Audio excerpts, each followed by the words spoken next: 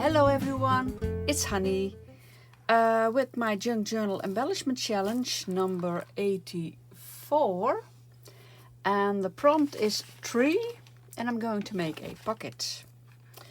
This is the stuff I found.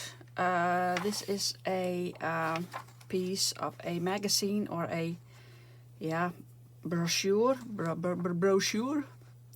from Eva Rosenstand. That's she makes embroidery patterns, and so these are the examples. And I like these trees, the 4 seasons: spring, summer, fall of autumn, and winter.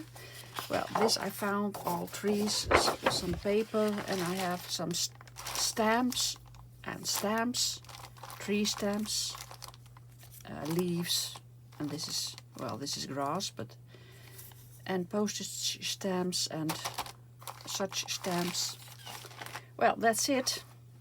I can find more, I guess, but well, I think I like this, to do something with this paper as a background, and then something with these trees. And well, I have more stuff, washi tape and other thingies, I think. But well, I don't know what to use yet, but I just start and then we'll see. I'll speed it up again and enjoy watching.